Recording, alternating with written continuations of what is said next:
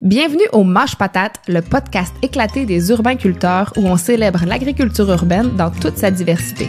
Des techniques de culture aux projets innovants, en passant par les enjeux et défis du milieu urbain, on réfléchit avec vous, on en jase avec nos invités et on se fait aller Mâche Patate!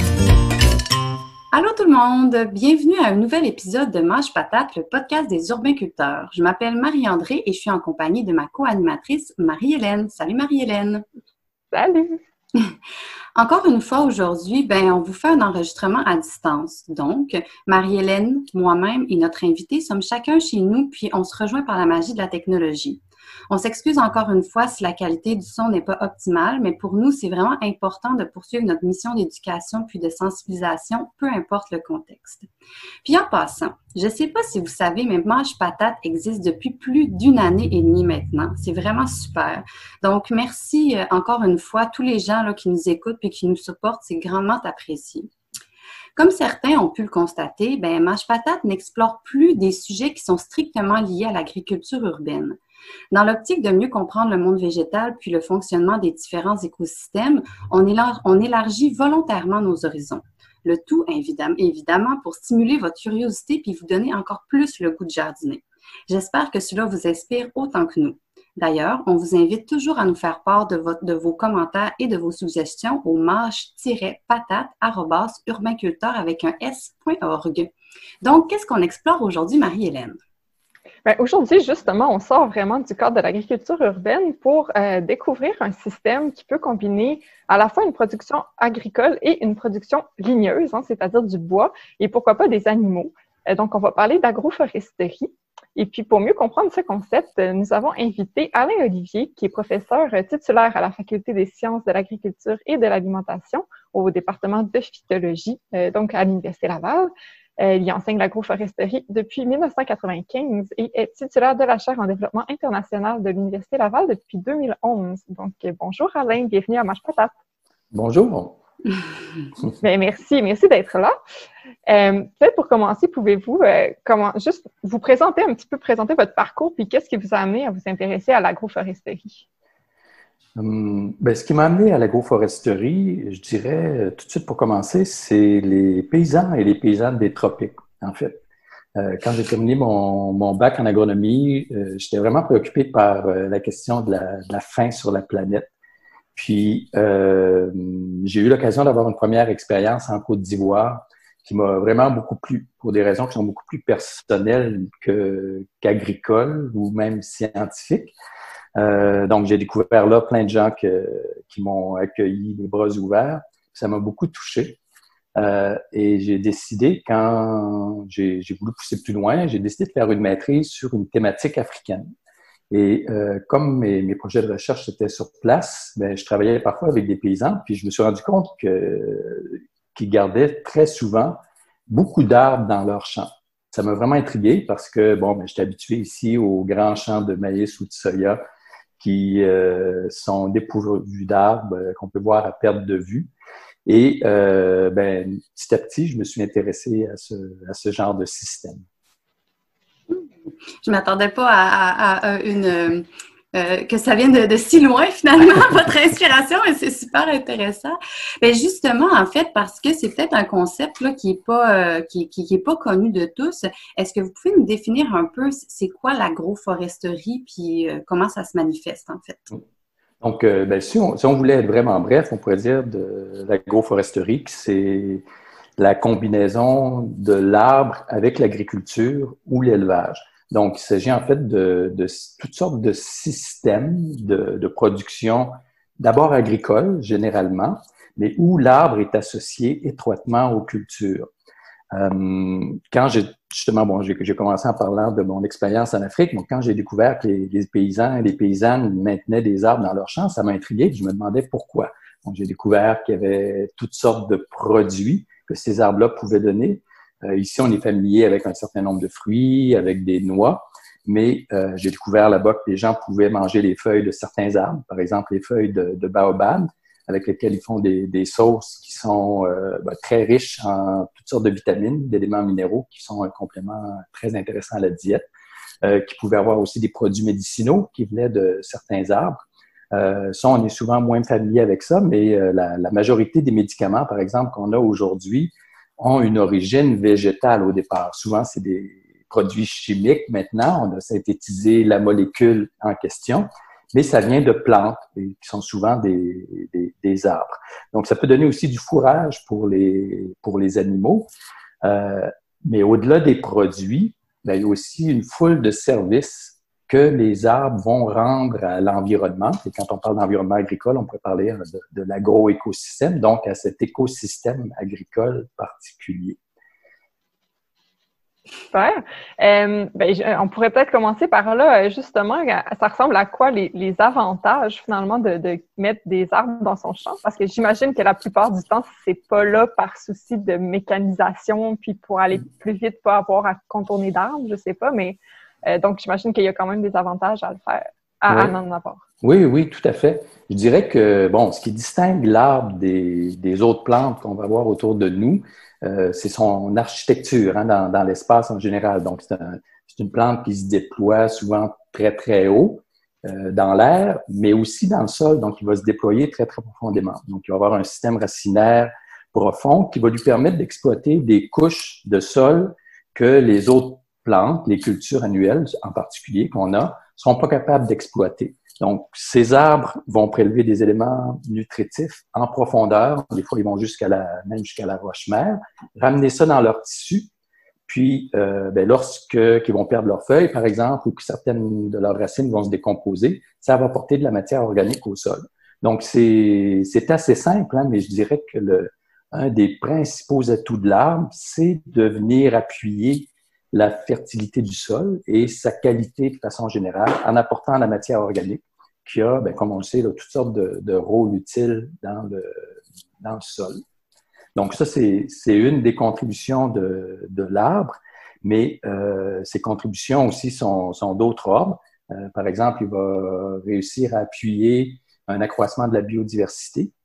Un arbre, c'est pas comme une herbacée, donc ça attire pas nécessairement les mêmes insectes, les mêmes oiseaux. En fait, ça donne un habitat ça permet de construire un habitat dans l'espace qui est très différent et qui est beaucoup plus diversifié. Ce qui fait que, dans des systèmes agricoles où on a des arbres, on constate de façon très, très, très générale qu'il y a une diversité beaucoup plus grande. Et ça, c'est intéressant. On s'en rend compte maintenant. Les insectes, par exemple, ne sont pas que des insectes nuisibles. Il y a des insectes utiles, les pollinisateurs qui sont extrêmement importants.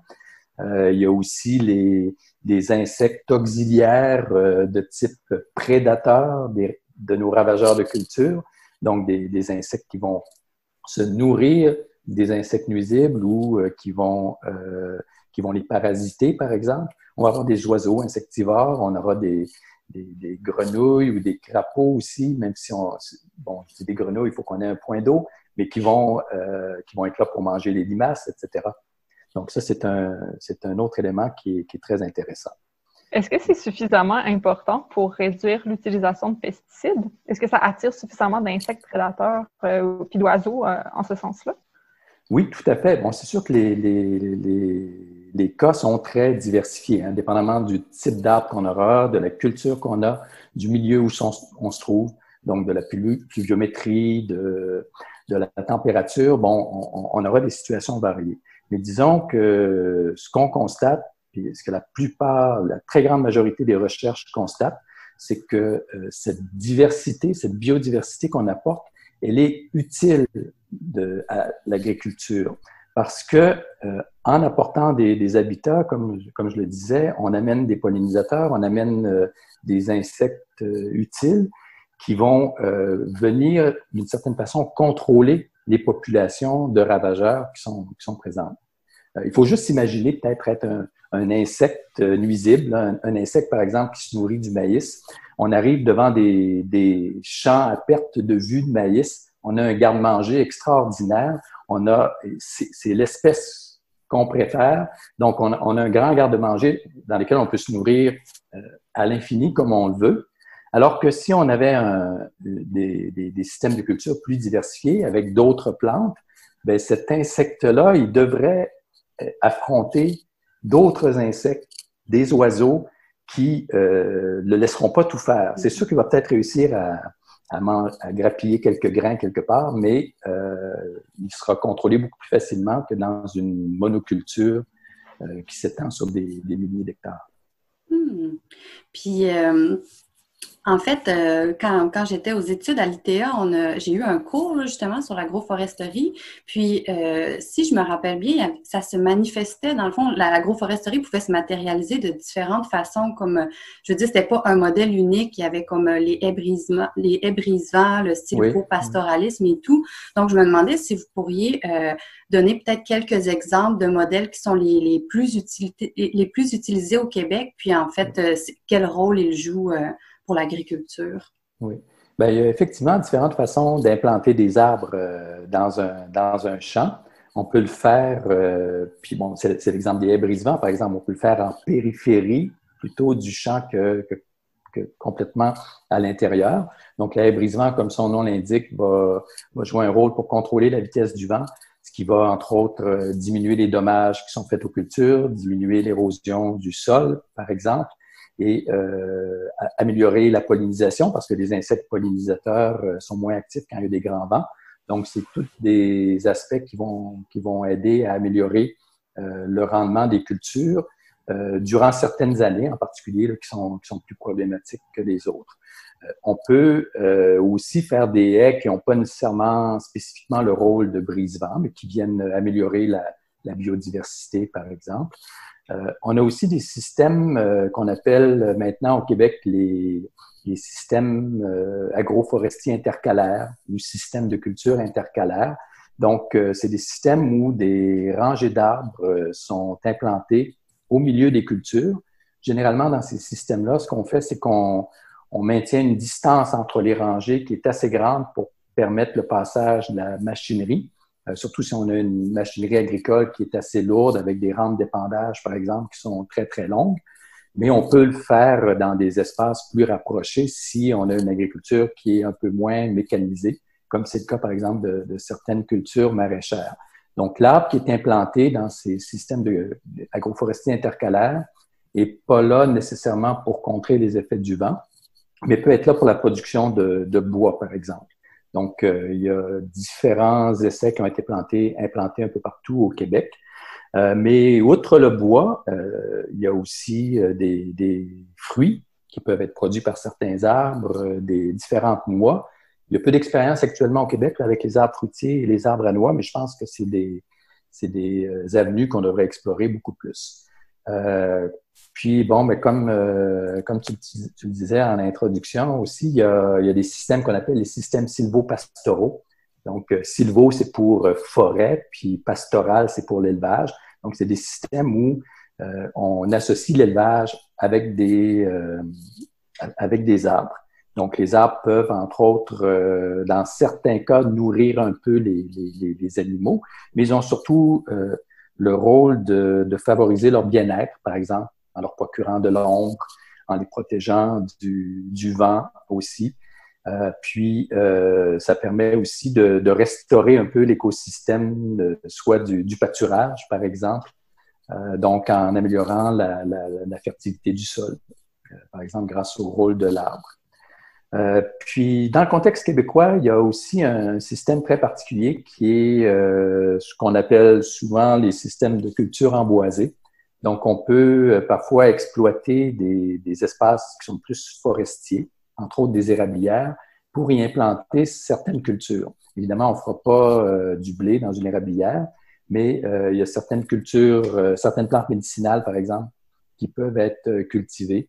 On peut penser à des plantes comme l'hydrasse du Canada ou le ginseng à 5 folioles, par exemple.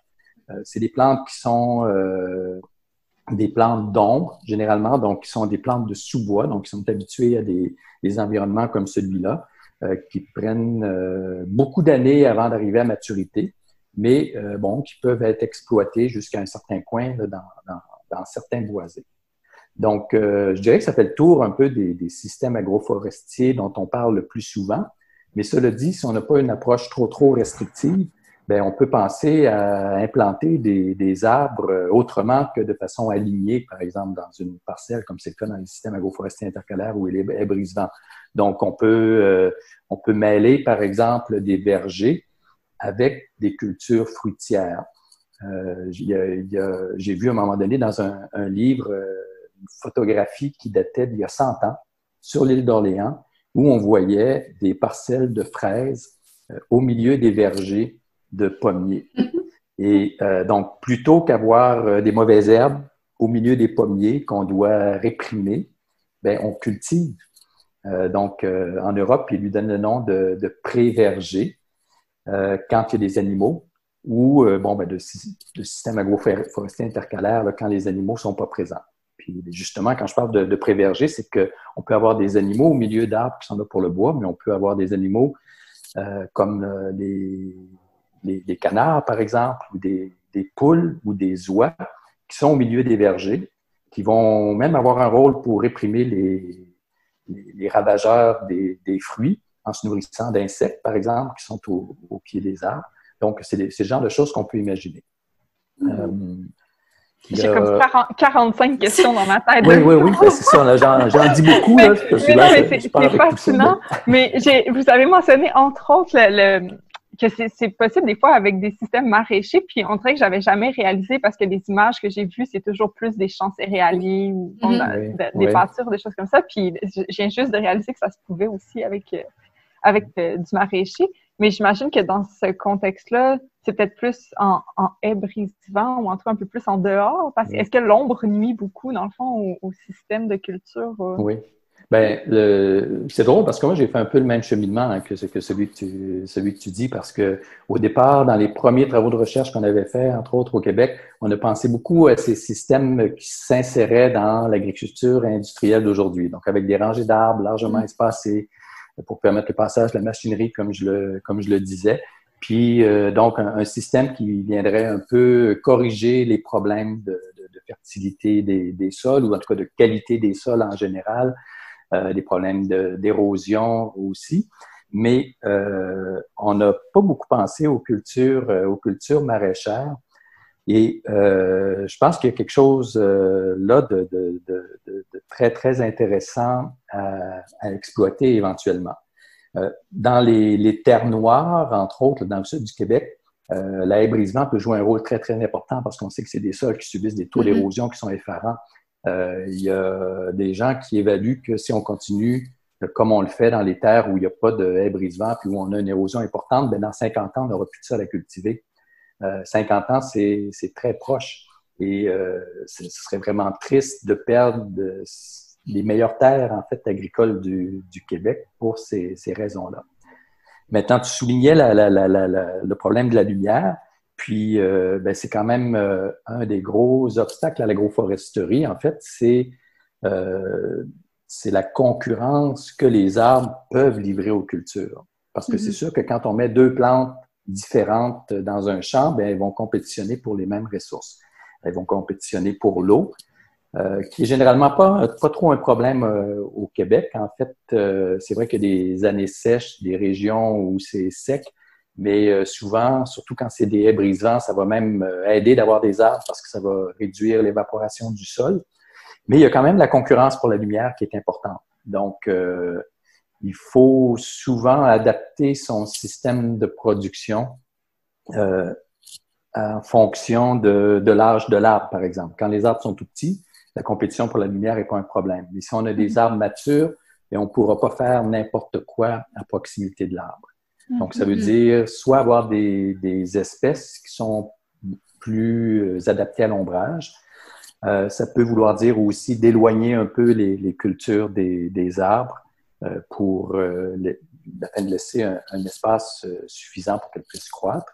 Mais il y a aussi des choses, plus on travaille avec les arbres, plus on se rend compte qu'il y a quand même des choses qu'on peut faire pour limiter cette concurrence-là, comme par exemple tailler les branches qui font le plus d'ombre, choisir des arbres aussi qui sont plus appropriés, qui sont moins compétitifs envers les cultures associées, qui ont une ombre moins dense, par exemple, ou qui qui vont débourrer très tard au printemps quand la plante va avoir déjà fait plein de photosynthèse. Donc, il y a toutes sortes de stratégies comme ça qu'on peut exploiter.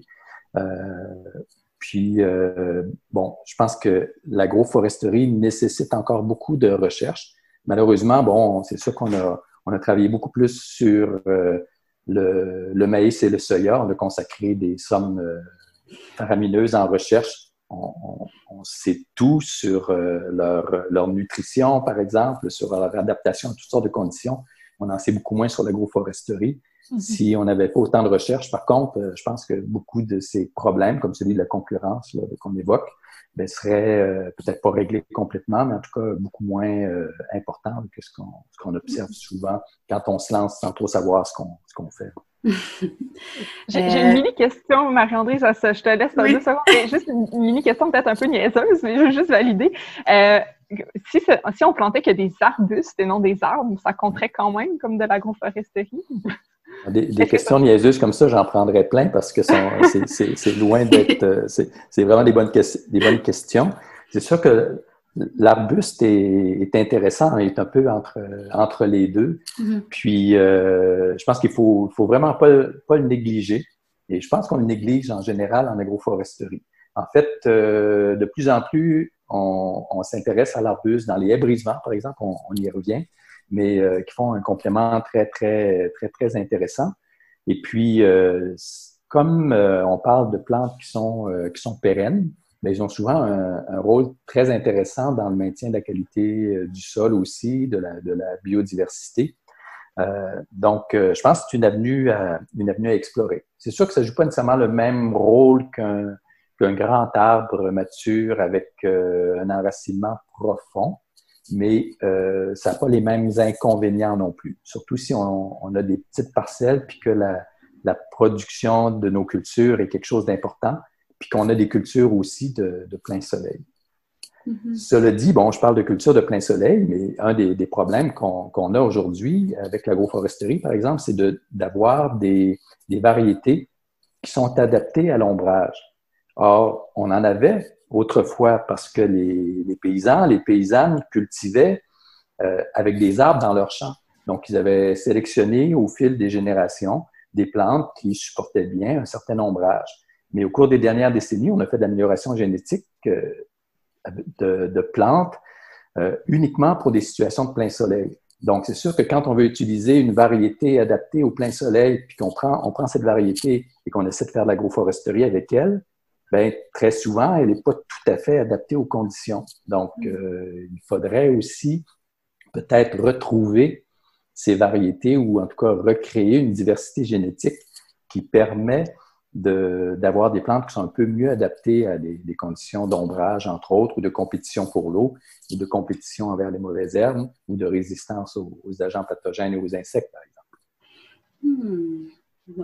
Et là, je m'approche du champ de l'agroécologie en parlant comme ça. En fait, moi, ma question, peut-être que je retourne un petit peu en arrière, là, mais vous avez parlé d'une photographie là, que vous aviez vue où justement il y avait le verger, puis sur l'île d'Orléans avec les plants de fraises. J'ai comme l'impression justement que c'est comme si on avait vraiment changé le modèle avec les années. Je me demande pourquoi ça n'existe plus ça. Puis en fait, pourquoi justement on est allé vers les grands champs plats à perte de vue, puis tout ça, puis que là, finalement, tranquillement, pas vite, on décide, on réalise que ça serait peut-être bien de le remodifier comme si on voulait faire un petit retour en arrière. Est-ce que c'est comme la mécanisation qui a comme imposé tout ça? Ou oui, je pense que la mécanisation, mais je pense qu'il y a beaucoup de choses qui sont arrivées un petit peu en même temps. On a assisté vraiment à une spécialisation croissante de nos pratiques. Entre autres, on a aussi séparé l'élevage de l'agriculture. On a sorti les animaux du champ, on les a mis dans des bâtiments, on les voit presque plus à l'extérieur. Bon, il y a un retour chez certains, mais on a eu une séparation spatiale très importante de l'agriculture et de l'élevage, mais aussi des différentes cultures. Peut-être, bon, pour des raisons de mécanisation, pour des raisons de fertilisation aussi, c'est-à-dire que c'était avec l'essor de l'industrie chimique, on s'est mis à privilégier des engrais chimiques plutôt que des amendements organiques. L'engrais chimique avait entre autres l'avantage de pouvoir doser très, très précisément ce qu'on ajoutait, ce qui était plus difficile avec un amendement organique. Donc, mais si on a deux plantes qui sont associées et qui n'ont pas nécessairement tout à fait les mêmes besoins sur le plan pour ce qui est d'un engrais chimique, mais ça ne va pas. Si on veut en plus appliquer un pesticide, bien, il est efficace avec une des plantes, mais pas pour l'autre, qui va peut-être tuer. Donc, c'est peut-être bon pour notre pommier, mais ça va peut-être tuer notre fraisier. Donc, on en est venu petit à petit à avoir un système qui est extrêmement artificialisé. On a perdu la connaissance de la gestion d'agroécosystèmes complexes. Pourtant, dans la nature, c'est ce qui fonctionne. Puis, les études le montrent de plus en plus.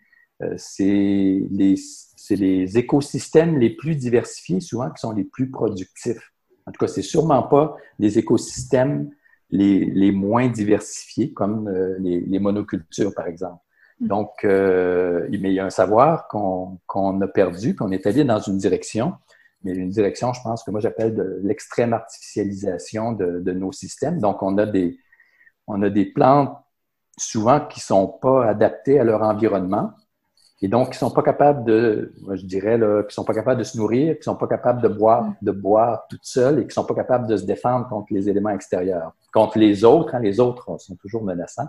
Donc, on leur donne à boire, c'est-à-dire qu'on les irrigue, on leur donne à manger avec des fertilisants chimiques, on les protège contre les ennemis en mettant des pesticides. Mais pourquoi? Parce qu'on a des plantes, lorsqu'on a fait la sélection variétale, par exemple, ben on voulait pas le faire pour un petit terroir spécifique comme les paysans et les paysannes l'ont toujours fait.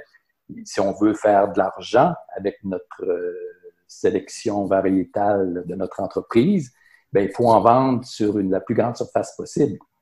Mais ce faisant, ben on la met sur des terroirs qui sont peut-être pas tout à fait appropriés à ces plantes-là. On essaie que ce soit le plus approprié pour la météorologie d'ensemble, par exemple, mais ils sont pas nécessairement adaptés, mais c'est pas grave. On va les nourrir, on va leur donner à boire, on va les défendre contre les agents nuisibles. Mm-hmm. Non, c'est sûr. Quand vous disiez c'est généralement plus productif des écosystèmes diversifiés, c'est surtout beaucoup plus résilient, j'imagine. Il y a moins de vulnérabilité. Oui, bien, tout à fait. Puis ça, bon, j'en ai pas parlé encore, mais c'est un mot-clé, je pense, quand on parle d'agroforesterie et de toutes les pratiques agroécologiques en général, cette résilience. Puis en contexte de changement climatique, là, on s'en rend compte de façon particulièrement importante. L'arbre est intéressant à ce niveau-là parce qu'il va séquestrer du carbone. Donc, en contexte de changement climatique, c'est un rôle extrêmement important, mais il ne va pas séquestrer du carbone uniquement dans ses tissus. Il va aider à en séquestrer dans le sol grâce à la litière de feuilles qui va s'incorporer ensuite dans le sol, grâce à sa litière de racines aussi qui est là. Donc, il va aider à améliorer le taux de carbone du sol et donc à diminuer les concentrations de gaz à effet de serre dans l'atmosphère, ce qui est extrêmement important. Mais aussi, à travers le rôle de cette matière organique-là, il va aider à construire tout un ensemble, toute la microflore, la microfaune, donc toutes les populations de micro-organismes du sol qui sont impliqués dans toutes sortes de fonctions qui sont très importantes pour l'écosystème en général et en définitive pour notre propre survie à nous en tant qu'êtres humains.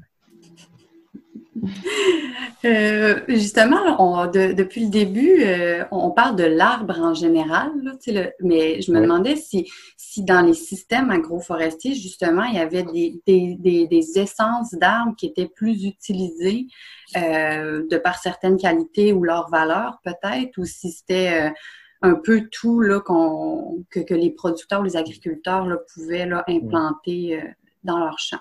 Oui, bien, ça varie beaucoup selon évidemment les conditions du lieu où on se trouve, hein, mais également des besoins qu'on peut avoir. Et je pense que c'est important de partir du paysan, de la paysanne et de ses besoins et du territoire dans lequel on s'inscrit. Donc, on est tous conscients que si on se trouve au Sahel ou si on se trouve en Amérique centrale ou au Québec, on ne fera pas le même choix d'arbres. Il y a quand même des arbres qui sont qui sont souvent étudiés en agroforesterie. Je pense entre autres des arbres qui sont des fixateurs d'azote. Donc, beaucoup de légumineuses, des mimosacées et autres qui vont fixer l'azote atmosphérique. Et donc, ça, c'est intéressant parce qu'ils vont utiliser une source gratuite d'azote, celle qui est dans l'air, qui vont intégrer à leur tissu puis qui va pouvoir revenir au sol. Donc, dans les pays tropicaux, entre autres, on utilise beaucoup d'arbres de la famille des légumineuses pour aider à améliorer la qualité du sol et sa fertilité globale. Maintenant, on peut aussi avoir besoin de bois d'œuvre ou de bois de feu et donc planter des arbres qui conviennent particulièrement bien à cette production ou privilégier, comme on en parlait tout à l'heure, des fruits ou des noix particuliers parce que le terroir où on se trouve leur convient bien. Ça peut être parce que j'ai eu une passion pour les noix et je veux gagner ma vie avec ça. Je veux en faire le cœur ou un des cœurs de mon existence. Donc, ça peut être une bonne raison aussi d'utiliser ces arbres-là. Je dirais qu'au Québec, bien évidemment, le choix est un peu plus limité qu'en zone tropicale. Donc, quand on fait une haie brise-vent, par exemple, faut valoriser quand même des arbres qui poussent assez bien en situation de plein champ, donc souvent qui vont bien résister au vent, par exemple, ce qui n'est pas le cas de toutes les espèces forestières. Puis aujourd'hui, il y a toujours des préoccupations liées aux nouveaux agents pathogènes ou aux nouveaux insectes qui sont introduits. Donc, avant, par exemple, quand on faisait des brise-vents, on disait que le frêne, c'était vraiment un arbre super parce que, il poussait bien, il se comporte bien, il n'y avait pas d'ennemis. Mais maintenant, il y a la grille qui est là. Ça vient changer un peu le contexte. D'où, je pense, l'importance qu'il faut accorder à la diversité, même quand on utilise des arbres. C'est sûr qu'on peut préférer des arbres à usage spécifique, mais avoir une variété d'arbres dans un environnement, je pense que c'est toujours une bonne chose. Donc, quand on fait des brisements, par exemple, maintenant, on recommande toujours d'avoir au moins 2 espèces d'arbres dans une même haie, sinon plus, sinon 3 ou 4 avec des arbustes, par exemple, pour éviter de se retrouver confronté, par exemple, à une situation où tous les arbres d'une même espèce vont mourir, mais aussi pour amener cette diversité là, qui est utile pour la résilience de l'écosystème. On parle du Québec, justement, puis je me demandais à quel point, présentement, c'est une pratique répandue, l'agroforesterie. Est-ce que ça commence à gagner plus en popularité? Est-ce qu'il y a beaucoup de résistance au niveau des producteurs? Comment ça se passe?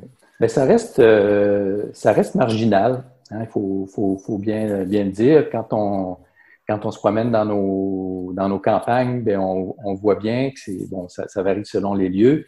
Mais si on est entre Québec et Montréal sur la 20, bien, on voit pas beaucoup d'arbres dans les champs. On voit des boisés, on voit certaines érablières, mais il y a vraiment une séparation spatiale. D'un côté, on a la forêt, puis de l'autre côté, on a l'agriculture.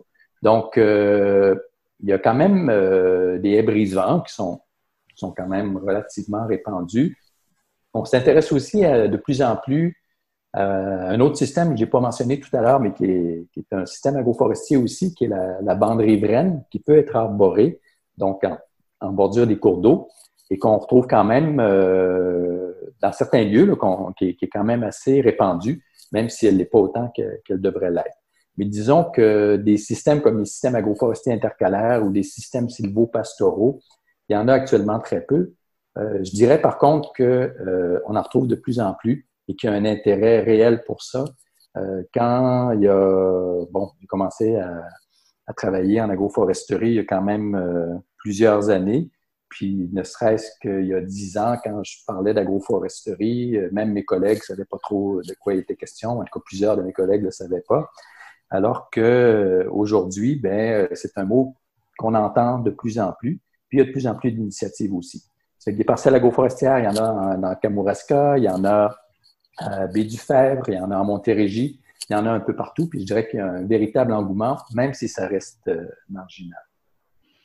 Mais justement, par rapport à ça, là, je m'imaginais, tu sais, si moi j'étais producteur agricole, tout ça, est-ce qu'il y a des entreprises qui se spécialisent comme dans l'implantation de systèmes agroforestiers? Parce que peut-être que les gens, ils ont toujours su faire pousser du maïs puis du soya, mais comme d'intégrer vraiment des arbres à leur culture, peut-être que le savoir n'est pas là. Je me demandais s'il y avait des ressources au Québec, en fait.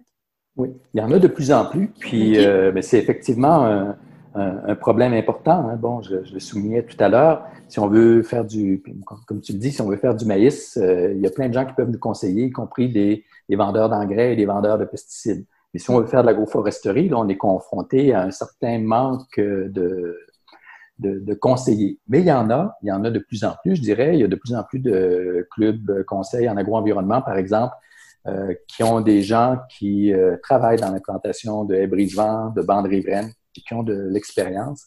Il faut souligner aussi, bon, tu le disais tout à l'heure, à l'ITA de la Pocatière, il y a des cours d'agroforesterie qui se donnent.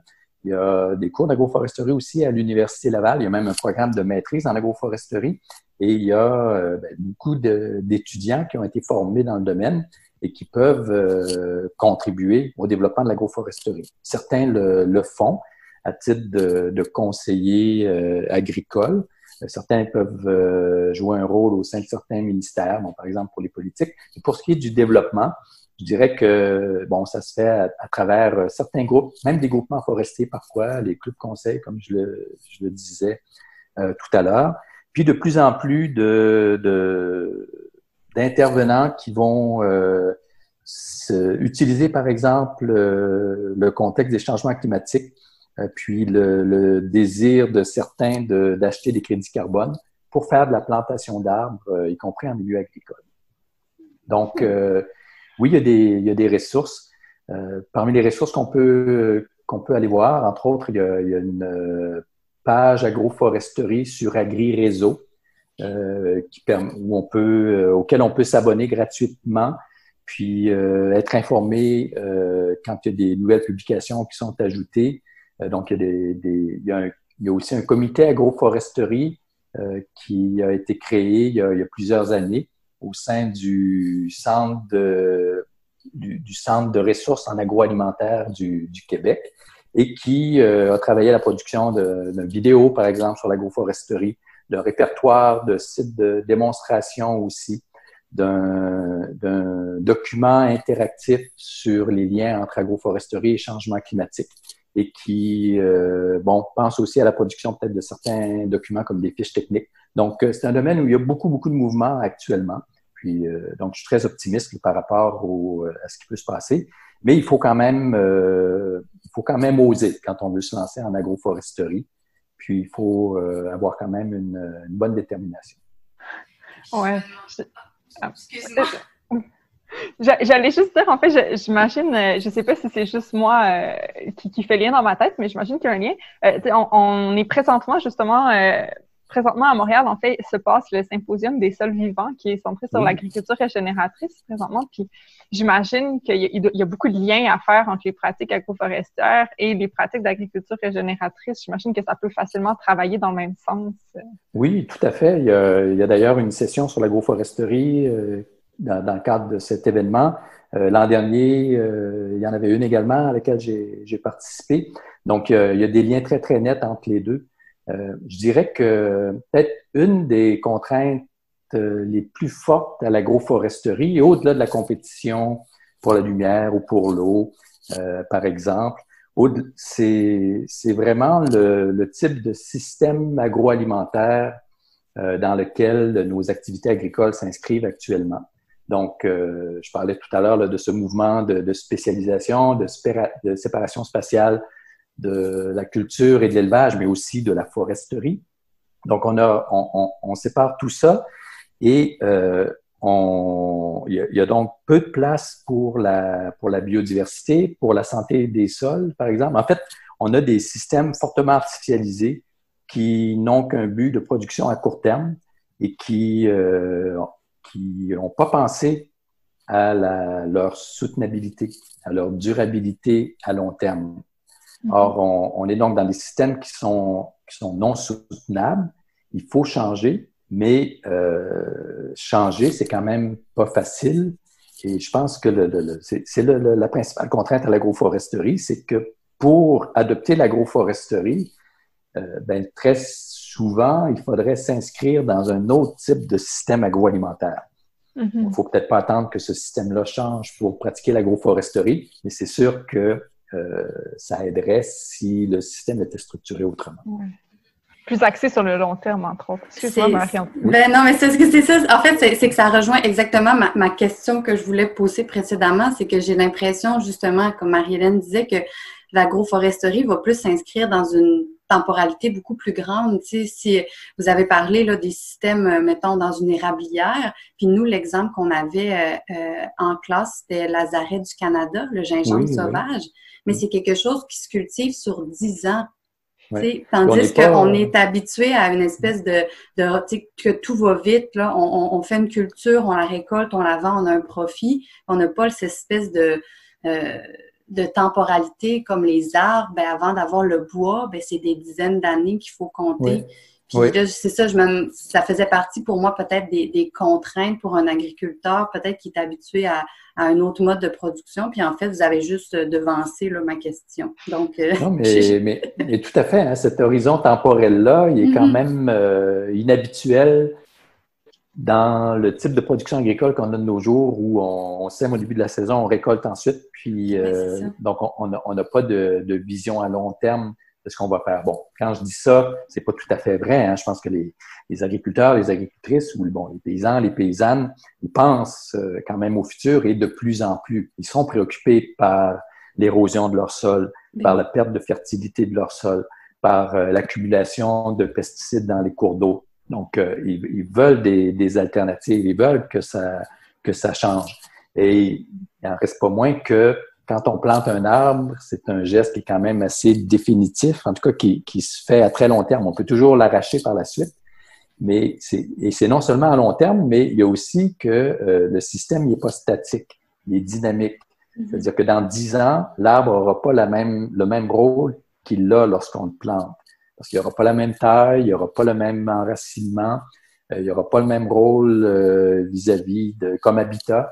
Et donc, tout va avoir changé. Et ça se peut qu'on doive changer de culture aussi, parce que la culture de plein soleil, par exemple, qu'on utilisera au début, on ne pourra peut-être plus l'utiliser par la suite, ou en tout cas, on ne pourra pas la mettre au même endroit. Donc, c'est vraiment une toute autre façon de voir quand on fait de l'agroforesterie.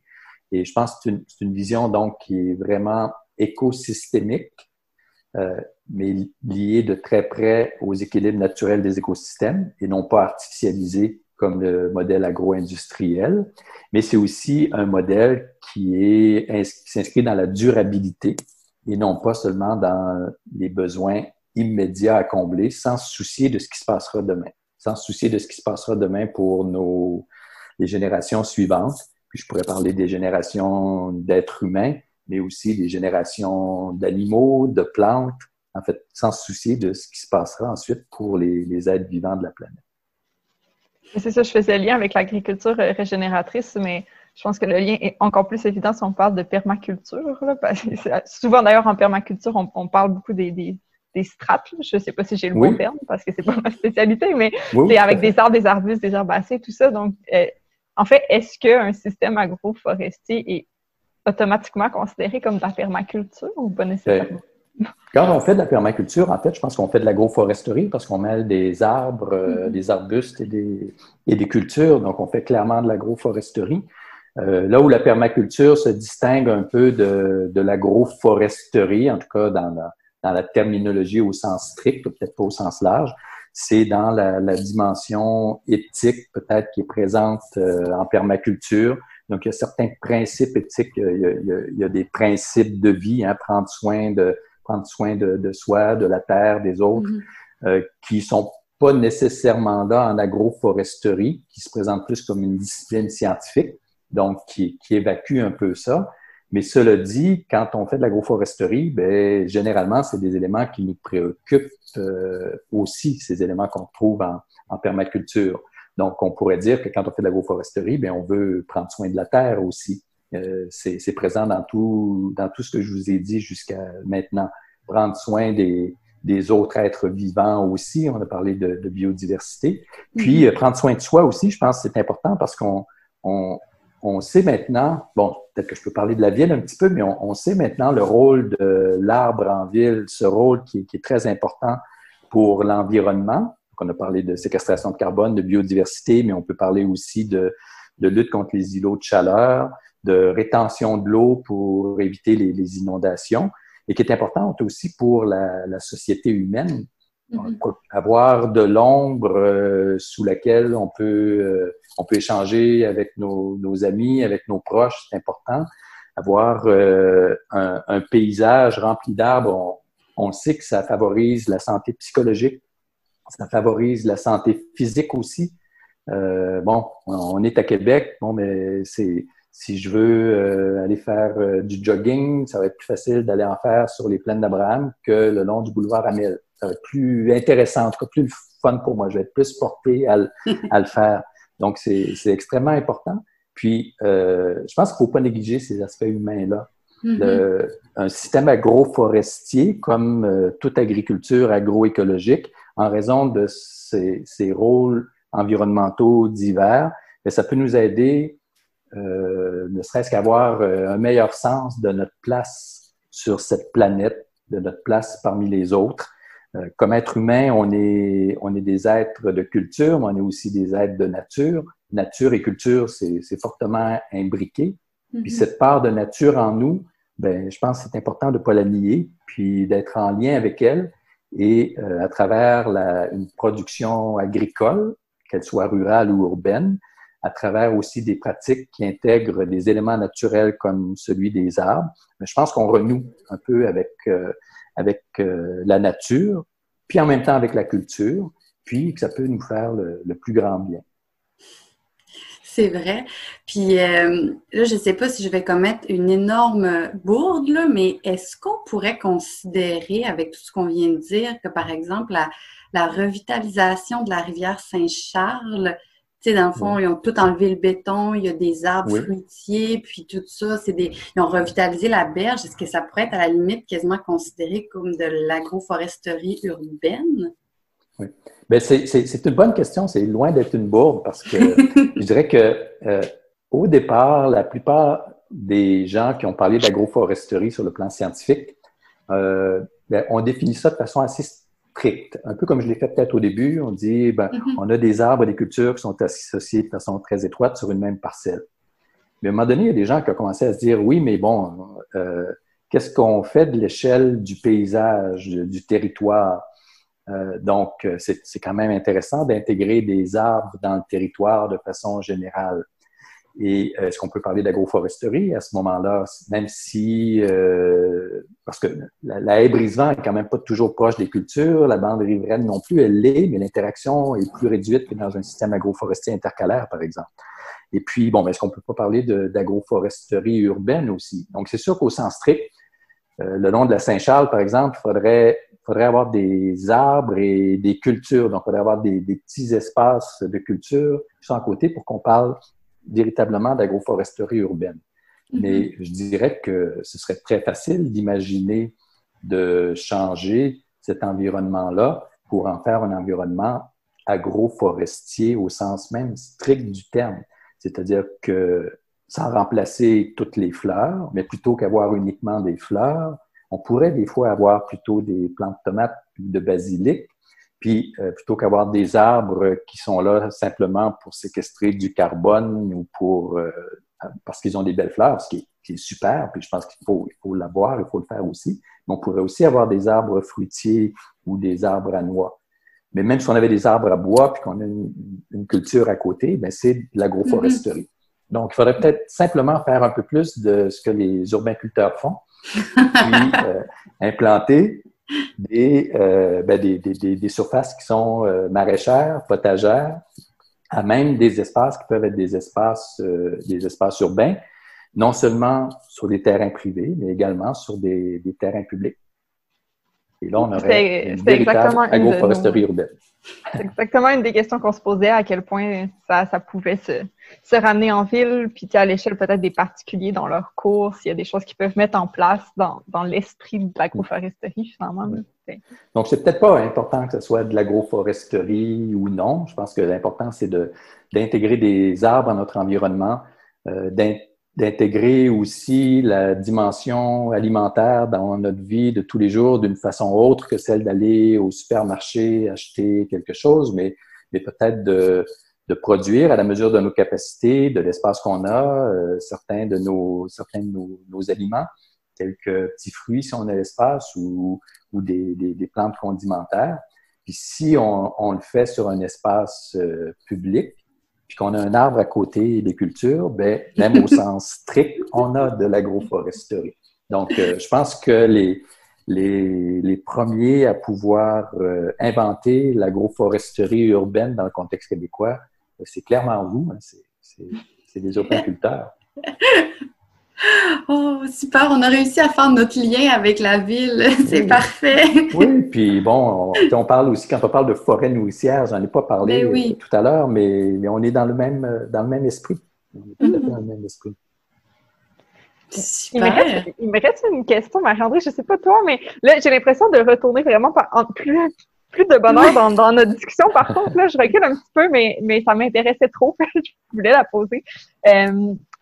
Ben en fait, c'est une question que Marie-Andrée avait écrite, mais qui a piqué ma curiosité aussi. Je me demandais si la présence des arbres, là, je parle peut-être surtout vraiment en campagne, là, dans vraiment des productions, mais s'il y a de l'agroforesterie, puis la présence d'arbres, est-ce qu'elle est assez importante, par exemple, que ce soit les haies brisantes, quelque chose comme ça, pour réduire aussi la dérive des pesticides, ou tu sais, soit dans les eaux ou dans l'air, là, comme que ça se répande à un autre champ à côté, est-ce que ça peut freiner l'épandage, si on veut, là? Oui, d'ailleurs, les producteurs biologiques utilisent des genres de zones tampons avec des haies d'arbres pour éviter justement cette dérive de pesticides qui peut venir des terrains voisins. C'est sûr que les arbres peuvent, surtout ceux qui sont sur la ligne de front, je dirais, peuvent en souffrir, mais l'arbre va pouvoir, disons, absorber un certain nombre des pesticides ou des poussières, par exemple. Donc, c'est un autre des rôles qu'ils peuvent jouer. OK, super.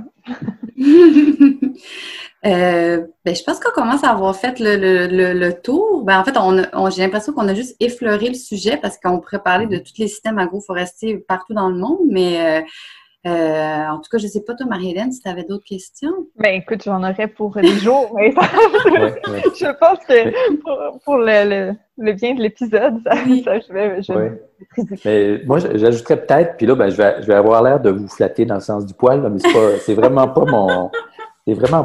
mon but, mais je parlais tout à l'heure de notre lien avec la nature. Je pense que c'est un élément important puis qu'il faut retrouver, y compris en ville. Mais ce que je veux dire aussi, c'est que à travers des initiatives d'agroforesterie urbaine, en tout cas de forêt nourricière ou strictement d'agriculture urbaine, on construit aussi des capacités chez les citoyens et les citoyennes, des capacités de se prendre en charge. On fait une œuvre d'éducation, à la citoyenneté, entre autres. C'est particulièrement important aussi pour les jeunes. Je parlais du sens de sa place dans le monde. Et à travers des initiatives comme ça, on aide les jeunes, la jeune génération, à mieux saisir le sens de sa place dans le monde. Puis ça, c'est vraiment pas négligeable, tout cet aspect-là. Puis l'aspect aussi de développement de la citoyenneté, mais de capacité aussi de se prendre en charge et de faire des projets en commun. Parce que, on l'a vu, l'agroforesterie, c'est complexe, mais quand on travaille cette agroforesterie-là, on finit par beaucoup mieux comprendre nos écosystèmes, les liens très, très diversifiés que nos écosystèmes ont. Puis on développe donc toutes sortes de capacités écologiques, mais aussi humaines, qui peuvent être d'un grand secours dans toutes les autres sphères de la société, de notre implication citoyenne. On finit sur une belle note, je trouve. Ben, en fait, merci beaucoup, Alain. Probablement que Marie-Hélène et moi, on va aller faire une maîtrise en agroforesterie après ça. Mais je vais vous superviser vos travaux avec plaisir. Donc, c'est ça. Merci beaucoup encore une fois d'avoir pris. C'est moi qui vous remercie de m'avoir permis de parler de ce qui me passionne, hein, puis de parler d'agroforesterie. Donc, c'est très apprécié. Et je suis bien content que vous ayez permis que ce soit possible. Ça nous fait très plaisir. Ça nous ouvre tout un monde de possibilités, encore une fois. Oui, merci beaucoup. Merci beaucoup, puis à une prochaine. En terminant, on voudrait glisser un petit mot sur notre vente annuelle de végétaux qui s'en vient. Mais juste avant, on va écouter la capsule découverte préparée par Dominique, puis qui nous parle cette semaine de Plant Chicago. Oh les petits pois, les petits pois, les petits pois, c'est un légume très tendre. Oh les petits pois, les petits pois, les petits pois, ça ne se mange pas avec les doigts. Créé en 2011 par John Edel, l'organisme Plant Chicago a pour mission de sensibiliser les populations à l'économie circulaire par l'éducation, le support aux petites entreprises et en rendant le plus accessible possible toute l'information pertinente en lien avec cette thématique. Mais comment définir l'économie circulaire? Selon le Pôle québécois de concertation sur l'économie circulaire, il s'agit d'un système de production, d'échange et de consommation visant à optimiser l'utilisation des ressources à toutes les étapes du cycle de vie d'un bien ou d'un service dans une logique circulaire, tout en réduisant l'empreinte environnementale et en contribuant au bien-être des individus et des collectivités. Ouf, toute une définition. Pendant 8 ans, l'organisme a évolué dans un ancien bâtiment industriel, véritable fourmilière où pas moins de 12 petites entreprises du monde alimentaire évoluaient en partenariat collaboratif. Et bien sûr, porté par les valeurs de l'économie circulaire. Les déchets de l'un deviennent la ressource d'un autre. Une brasserie, la production de champignons, une boulangerie, une ferme maraîchère, des poules, il y en avait pour tous les goûts. Plusieurs projets de recherche ont été réalisés. Quelques exemples, la création de briquettes de combustion utilisant les résidus de brasserie et de torréfaction, la fabrication de vaisselle compostable et comestible et la création de textiles fabriqués à partir des bactéries et levures utilisées dans la fabrication du kombucha. L'administration de l'organisme ainsi que la ferme aquaponique ont déménagé en 2019. Plant Chicago se consacre désormais à l'accompagnement de petites entreprises et surtout à l'éducation par le biais de l'aquaponie. Ils offrent d'ailleurs plusieurs programmes éducatifs autour de la thématique de l'économie circulaire. Ils restent tout de même étroitement liés aux activités ayant cours dans leur bâtiment originel, maintenant nommé The Plant, qui est toujours un véritable centre de recherche et de production regroupant une communauté collaborative de petites entreprises du secteur alimentaire. Une initiative passionnante qui nous amène à nous questionner sur notre propre consommation et surtout de changer notre perspective face aux déchets.